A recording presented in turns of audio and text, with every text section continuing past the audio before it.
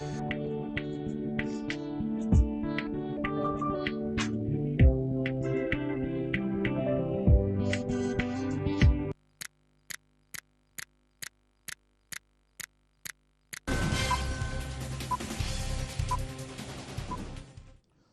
bonjour, c'est questions-réponses assez particulier avec Obambe Ngakoso qui est panafricaniste. Bonjour Obambe Ngakoso. Bonjour. Alors, vous allez devoir réagir après que Sergio l'a sanctionné depuis Luanda. Sergio qui fait partie du fan club Studio 210, donc le peuple dont nous parlons souvent. Il a réagi et il pense, je vais résumer la situation, il pense que c'est à tort que les panafricanistes et les Ngunza disent que l'islam ou le christianisme ou les chrétiens, que ces religions-là empêchent à l'Afrique d'évoluer. Vous allez suivre sa vidéo tout à l'heure et juste après lui, nous avons fait réagir un Ngunza, Mbuta Sita Thomas, qui lui aussi va réagir. Donc après avoir suivi ces vidéos, nous aurons votre point de vue puisque vous-même vous êtes... pour vous présenter, déjà vous représentez Umoja, qu'est-ce que c'est concrètement? Bon, pas que je les représente, je suis membre de la Ligue panafricaine Umoja. Mais je ne parle pas au nom de la Ligue, je parle en mon nom personnel. Qu'est-ce que c'est Umoja? C'est une organisation panafricaniste qui propose, qui vise de fédérer toutes les forces panafricanistes possibles pour suivre les pas de nos devanciers et essayer de faire en sorte qu'un jour nous ayons l'État fédéral africain. D'accord. Alors, Tandy Mangani, Jean-Claude Gabiza, Chaber Ngoma, vous allez nous proposer la réaction la réaction de Sergio Lassonsené depuis Luanda au Gabon. Il a réagi par téléphone.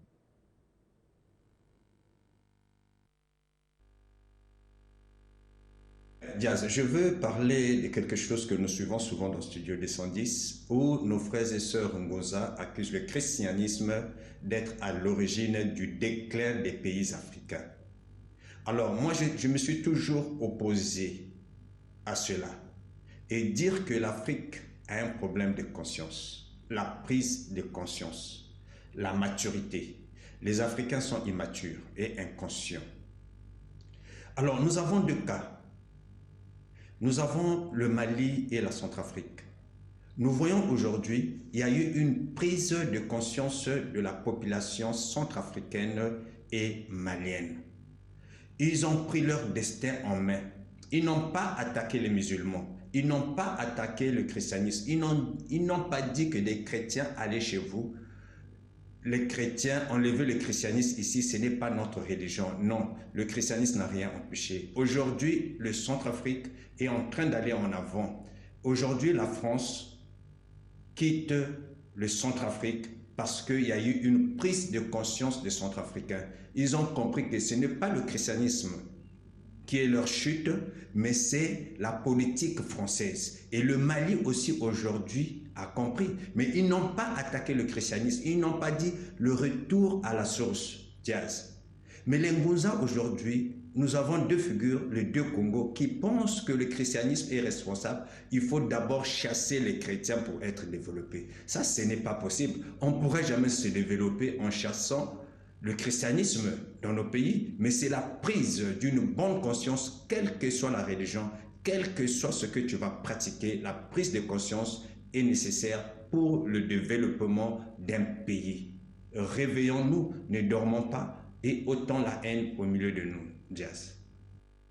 Voilà, donc juste après avoir reçu cette vidéo par WhatsApp, vous aussi pouvez réagir, cher public du Studio 110, faire comme Sergio l'a sanctionné. Nous avons donc fait appel à un Ngunza qui n'est pas sur place, mais qui lui aussi a réagi de la même manière. On l'appelle Mbuta Sita Thomas, il représente Fuma Congo, et donc ce sont des Ngunza. Suivons sa réaction, sa réponse à Sergio l'a sanctionné, le chrétien. Bonjour chers téléspectateurs de Télé Congo. Je réagis par rapport à la déclaration que je viens de suivre tout à l'heure. Alors, je demande au cher monsieur qui vient de faire cette déclaration de rectifier une chose. Les Ngunza n'ont jamais demandé aux chrétiens de payer les bagages et de repartir chez eux. Parce que qui sont chrétiens? Ne sont-ils pas des Noirs? Ne sont-ils pas des Africains? Alors, si nous demandons à tous les chrétiens de payer bagages et de repartir chez eux, c'est pour aller où? En Europe, puisqu'ils ne sont pas européens, ils sont africains. Tout ce que nous demandons aux Africains, ou noir particulièrement, c'est de se détacher aux religions dites importées qui sont fabriquées toutes pièces juste pour aliéner le peuple noir et pour les dérouter du bon chemin. Alors, dire que le peuple centrafricain et le peuple malien ont compris, ils ont pris conscience, c'est faux. Mais alors, entre nous soit dit, chasser les Français et remplacer les Russes à la Centrafrique, ce n'est autre que déshabiller Saint-Paul pour habiller Saint-Pierre. C'est du pareil au même. Les Occidentaux, c'est vrai, ils sont plus voraces que les Russes. Mais les Russes ne sont pas là pour rien. Ils sont là pour un intérêt, le même intérêt que celui qui a été le but même des Occidentaux. Alors, cher monsieur, je réagis sur les facteurs du développement d'un pays. Un pays indépendant, un pays développé, c'est un pays qui a acquis son indépendance spirituelle, économique et politique.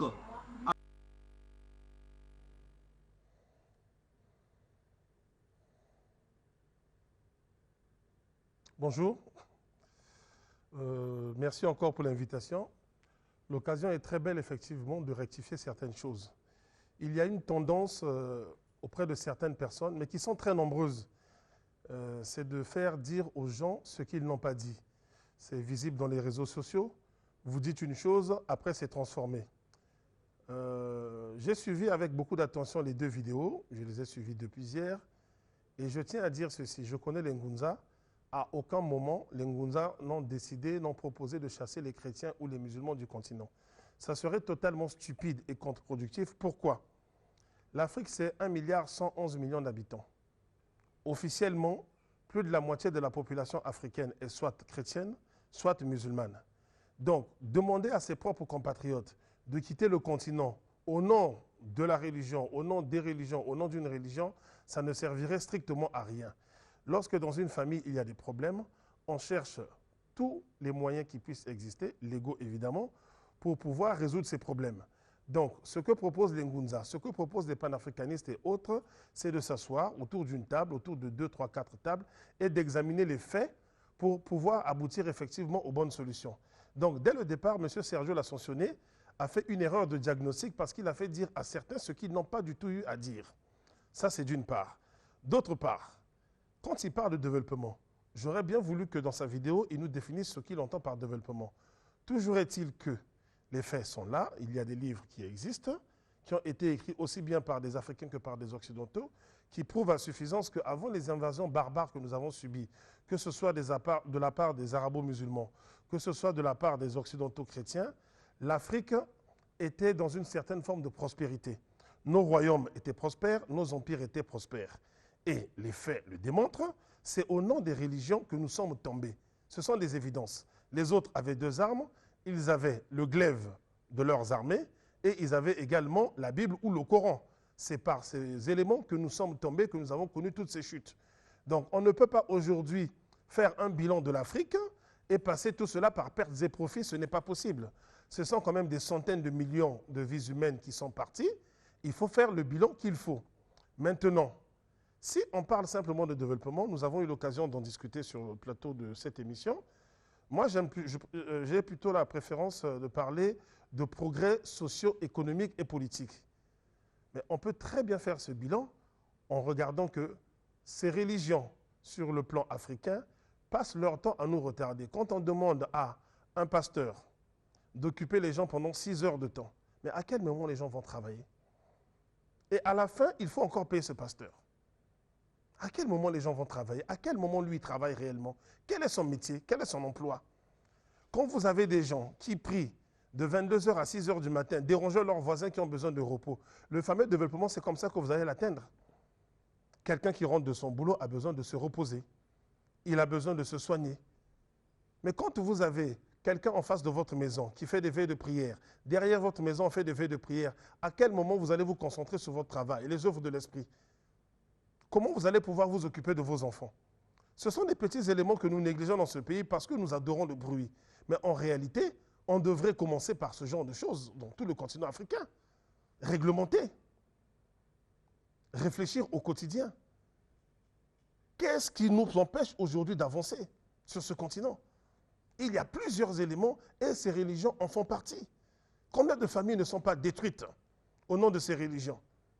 Parce qu'on soutire de l'argent à une femme, parce qu'on soutire de l'argent à un homme, parce qu'on détruit des foyers, parce que le pasteur fait des femmes de ces églises leurs femmes. Mais quand vous détruisez les foyers, la famille, c'est le premier socle d'une société. Où est-ce que vous voulez que les gens aillent? Comment voulez-vous que les gens vivent? À un moment donné, il faut se poser les bonnes questions. Si les bonnes questions ne se sont pas posées, c'est comme le médecin qui fait un mauvais diagnostic. Si le diagnostic est faussé, vous n'allez pas guérir. Soit vous allez perdurer avec votre maladie, soit vous allez mourir. Vous êtes malade, vous allez voir le pasteur, il dit c'est votre oncle qui est en train de vous ensorceler. Résultat, vous tuez votre oncle. C'est comme ça qu'on va atteindre ce fameux développement que les gens cherchent. Vous ne faites pas confiance au médecin, vous ne faites pas confiance à l'infirmier, mais vous faites confiance au pasteur. Vous faites confiance à l'apôtre, au prophète, qui lui-même est un véritable commerçant.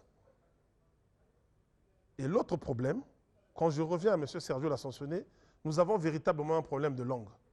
À partir du moment où nous passons notre temps à nous exprimer dans la langue française, qui n'est pas notre langue, que nous parlons mal, que nous comprenons très mal, on fait dire n'importe quoi aux gens et souvent nous-mêmes nous racontons n'importe quoi. Il nous cite le cas de la Centrafrique et du Mali. C'est faux de dire que ce sont les peuples qui sont en train de prendre leur destin en main. Ce n'est pas du tout ce qui est en train de se passer là-bas.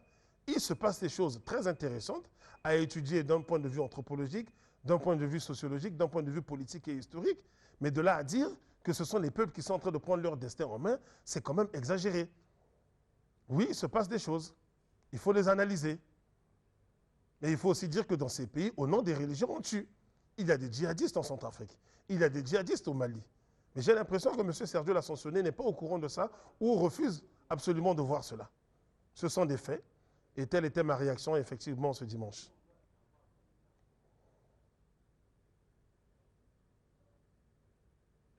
Voilà donc, Sergio qui veut réagir. Donc on attend qu'il appelle. Sergio l'Ascensionné qui devrait réagir. Pendant ce temps, je vous prépare votre livre parce que je vous ai apporté un petit cadeau.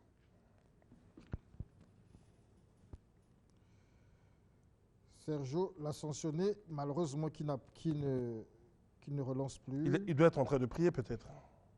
Il ne relance plus. Dommage, il est parti. Il voulait bien réagir, mais il est parti. Ah oui, donc il est là. Dommage, il est parti. Allô? Il voulait bien réagir, mais il est parti. Non, je suis là. Allô? Je vous écoute. Bonjour, M. Sergio l'Ascensionné.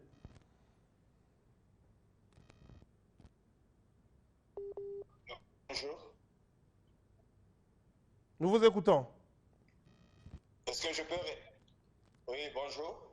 Bonjour, nous vous écoutons. Je peux réagir? Évidemment. Je peux réagir? Allez-y, allez-y, monsieur. Ah, ok. Je voulais répondre à mon frère qui est là, qui soulève certains problèmes que j'ai toujours dénoncé ici, que les Africains ont un problème de conscience. Lorsque nous voyons les 10 premiers pays africains économiquement, ce sont des pays chrétiens et musulmans. Les 10 premiers pays, nous avons le Nigeria en tête. 40,8% de la population est chrétienne. Nous prenons l'Afrique du Sud, 80% de la population est chrétienne. Le problème, ce n'est pas de revenir en source, de parler une même langue. Mais je répète, c'est un problème de conscience. Lorsque je parlais de chasser les chrétiens, c'est-à-dire détruire le christianisme, en pensant que le christianisme est responsable de la pauvreté en Afrique ou du sous-développement. Je dis faux parce que les 10 premiers pays économiquement en Afrique, ce sont des pays musulmans et chrétiens. Et nous ne voyons là aucun pays que nous parlons ici, que nous pouvons dire ici que ces pays-là ne sont pas chrétiens. Alors, que M. Ngakoso, si c'est M. Ngakoso, c'est moi.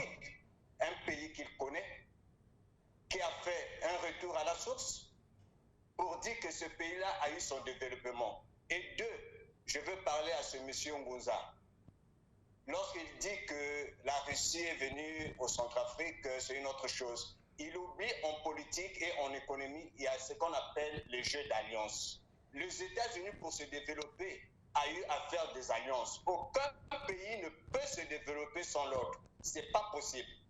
Nous devons mettre cela à l'idée et que nos frères puissent comprendre. Voilà ce que j'avais à réagir de l'autre côté. Merci, M. Sergio L'Ascensionné. J'ai relevé un point dans la fin de mon propos en parlant de la langue que nous utilisons. Il n'est pas dit que nous devons tous parler la même langue. Mais je dis et je répète, à partir du moment où nous passons notre temps à parler le français, nous le parlons très mal. Vous venez de donner l'exemple. Vous venez de dire que l'Afrique du Sud est un pays chrétien. L'Afrique du Sud n'est pas un pays chrétien, c'est un pays laïque. Vous avez dit que le Nigeria est un pays chrétien. Ce n'est pas un pays chrétien, c'est un pays laïque. Il n'existe aucun État en Afrique qui soit chrétien.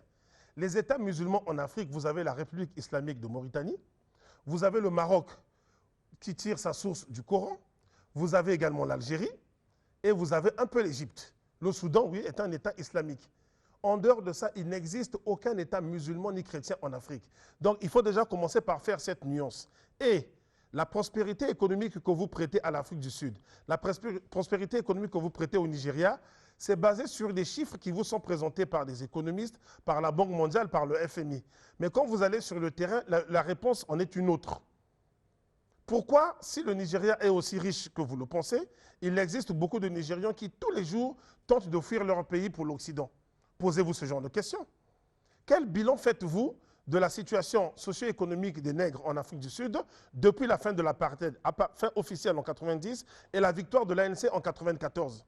Si ces Noirs en Afrique du Sud étaient aussi bien que cela, pourquoi il y a des revendications minières dans les usines de mines tous les jours? On ne parle pas d'économie en mettant les hommes de côté. L'économie, ce n'est pas seulement les chiffres. Abdoulaye Wade, du temps où il était le plus grand leader de l'opposition sénégalaise, disait « la macroéconomie ne se mange pas ». Il faut sortir de ces carcans. Il faut sortir de ces carcans. Et je répète, aucun Africain sérieux ne vous dira « il faut détruire le christianisme, il faut détruire l'islam ». Il faut conscientiser les gens pour leur faire comprendre que l'intérêt est ailleurs. Je vous remercie.